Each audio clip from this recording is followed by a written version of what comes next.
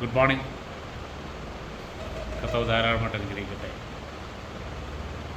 അപ്പോൾ മൂത്തുപുത്രന് ഇവിടെ നടക്കുന്ന സന്തോഷവും ഫീസ്റ്റിങ് കണ്ടു. അപ്പോൾ തന്നെ അവനൊരു ബുദ്ധിമുട്ടായി. അവൻ പുറത്തുനിന്ന് കാര്യം അന്വേഷിച്ചു.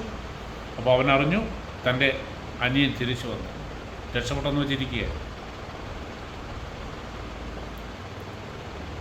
അപ്പോൾ അവൻ കോപിച്ച് അകത്ത് കയറാൻ വിസമ്മതിച്ചു. വാസ്തവത്തിൽ സന്തോഷിക്കേണ്ടതല്ലേ? ഇതാ ഇവൻ്റെ കുഴപ്പം. ഇത് തന്നെയായിരുന്നു യഹൂദന്മാരുടെ പ്രശ്നം. നമ്മൾ അപ്പോസ്തല പ്രവൃത്തി വായിക്കുമ്പോൾ അതിനകത്ത് നമുക്ക് കാണാം, അന്ത്യോക്യയിൽ പൗലോസും ബർന്നബാസും ആ വിശ്വാസത്താലുള്ള നീതീകരണത്തെക്കുറിച്ച് പഠിപ്പിക്കുമ്പോൾ യഹൂദ ക്രിസ്ത്യാനികൾ വിശ്വാസികൾ അവിടെ വന്നിട്ട് പറയുന്നുണ്ട്, വിശ്വാസം മാത്രം പോരാ, ന്യായപ്രമാണവും അനുസരിക്കണം എന്ന് പറഞ്ഞാൽ ഇവർക്ക് ഇഷ്ടപ്പെടുന്നില്ല.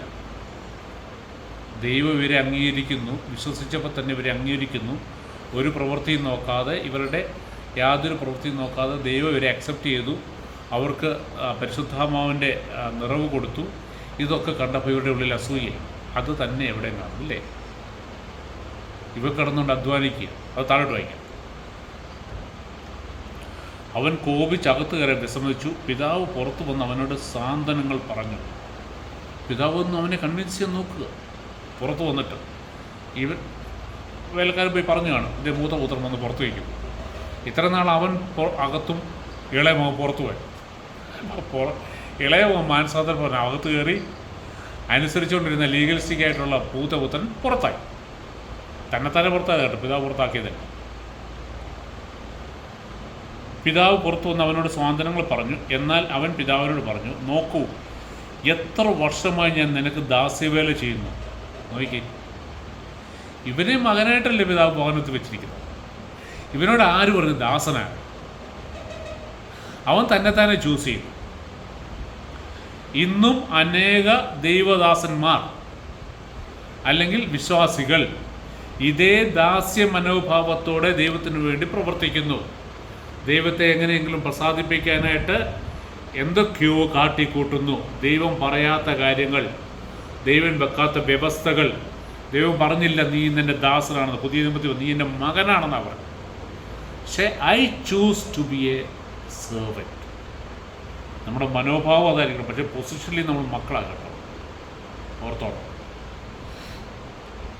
എത്ര വർഷമായി നിനക്ക് ദാസ്യവേല ചെയ്യുന്നു. നോക്കിയ സമയമായപ്പം അവൻ്റെ ഉള്ളിലിരിപ്പ് പുറത്തു വന്നു. ഇത്രയും നാൾ അവൻ കണക്ക് പറഞ്ഞിട്ടില്ല, പക്ഷെ സമയമായപ്പം അവൻ കണക്ക് പറയാതെ പിതാവിനോട് പറയുന്നത് ഓർത്തോളം. അപ്പോൾ ഇവൻ്റെ സ്നേഹം എവിടെയാണ് നോക്ക്. എത്ര വർഷമായി ഞാൻ നിന്നോർക്ക് ദാസ്യവേല എന്ന് പറഞ്ഞൊരു അടിമയെ പോലെയല്ല അവനിപ്പോൾ ജോലി ചെയ്തുകൊണ്ടിരിക്കുന്നത്. അവൻ എപ്പോഴെങ്കിലും ഒരു പുത്രൻ്റെ അവകാശത്തോടു കൂടി അവിടെ നിൽക്കാൻ പറ്റിയും. അതാ പഴയ നിയമത്തിൻ്റെ പ്രശ്നം.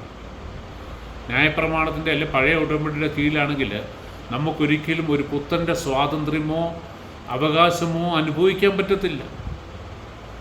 അതേസമയം പുതിയ ഉടമ്പടിയിലാണെങ്കിൽ നമ്മൾ മക്കളെപ്പോലെ, അവകാശികളെപ്പോലെ, ആബാ പിതാവേ എന്ന് എപ്പം വേണേലും നമുക്ക് പിതാവിൻ്റെ അടുത്ത് ചെല്ലാം. എത്രയോ വർഷമായി നിനക്ക് ദാസ്യവേല ചെയ്യുന്നു, ഒരിക്കലും നിൻ്റെ കൽപ്പന ഞാൻ ലംഘിച്ചിട്ടില്ല. പിതാവിന് എന്തെങ്കിലും സന്തോഷമുണ്ട് എന്നാലോചിച്ചു. ഇവനൊരു റോബോട്ട് പോലെ പിതാവ് പറയുന്നത് മുഴുവൻ രാവിലെ മുതൽ വൈകിട്ട് വരെ അധ്വാനിക്കുന്നുണ്ട്. പക്ഷേ ഇവന് പിതാവിനോടൊരു ഒരു പേഴ്സണൽ റിലേഷൻഷിപ്പ് ഇല്ല, ഒരു സ്നേഹമില്ല. ഇങ്ങനെ ഒത്തിരി പേരുണ്ട്. അങ്ങനെ സ്നേഹം ഉണ്ടെങ്കിൽ ഇവർ നേരെ പിതാവിൻ്റെ അടുത്ത് ചെല്ലത്തില്ല. നോക്കി, ഇവൻ സംസാരിക്കുന്നത് സെർവന്റിനെ പോലല്ലേ.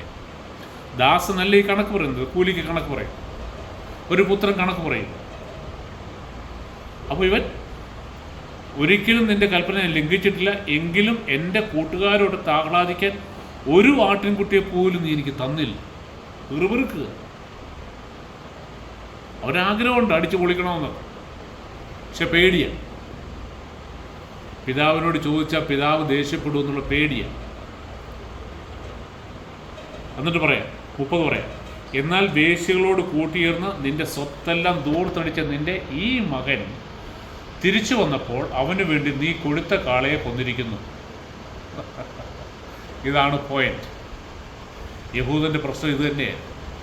ഞങ്ങൾ എത്ര വർഷമായി പിതാവെ അങ്ങേ അനുസരിക്കാൻ നോക്കുക, ന്യായപ്രമാണം അനുസരിക്കുക. ഇതൊന്നും അനുസരിക്കാത്ത വിജാതിയെ വന്നു, ഒന്നും പറഞ്ഞില്ല. അവൻ എന്നെ സ്വീകരിക്കണമെന്ന് പറഞ്ഞു, മാനസാന്തരപ്പെട്ടു. ഇതാ മുഴുവൻ ദാനങ്ങളും, പരിശുദ്ധാത്മാവിൻ്റെ മുഴുവൻ ദാനങ്ങളും നീ അവരുടെ മേൽ വർഷിക്കുന്നു. ഇതെന്താ ഞങ്ങൾക്ക് ലഭിക്കാൻ?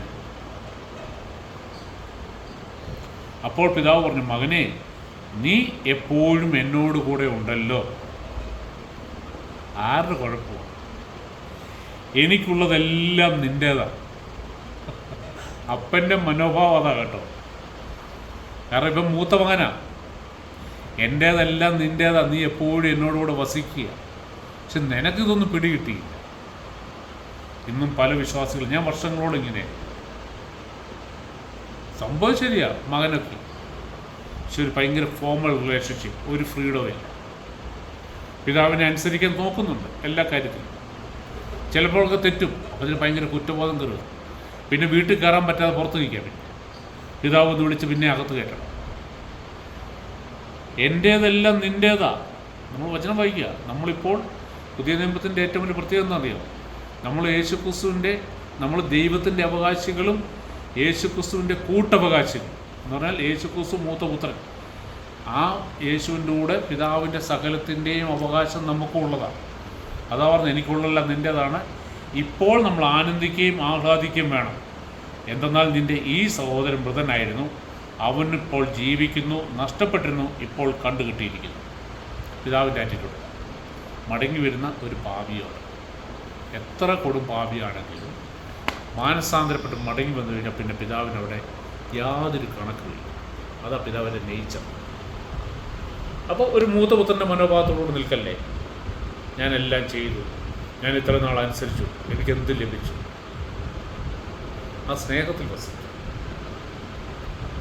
ആ റിലേഷൻഷിപ്പ് ഞാൻ പറഞ്ഞായിരുന്നു, ഒരു ഭാര്യയും ഭർത്താവും, അല്ലെങ്കിൽ ഒരു പുതിയ പെൺകുട്ടി ഭവനത്തിലേക്ക് വരുമ്പോൾ അവിടെ ഭർത്താവും അപ്പനും അമ്മയും അവരെല്ലാം ഒന്നാണ്. കർത്താവ് പറഞ്ഞു, ഞാൻ നിങ്ങളിലും നിങ്ങൾ എന്നിലും വസിച്ച. അതാ പുതിയ നിയമത്തിലെ ബന്ധം, പേഴ്സണൽ റിലേഷൻഷിപ്പ്. കർത്താവിനോട് പറ, കർത്താവേ, ഒരു ഡീപ്പ് റൊമാൻറ്റിക് പേഴ്സണൽ റിലേഷൻഷിപ്പ് എനിക്ക് തരാൻ പരിശുദ്ധാത്മാവ് സഹായിക്കണമെന്ന് പ്രാർത്ഥിക്കും, ആഗ്രഹിക്കും. കർത്താവ് സഹായിക്കും. God bless you.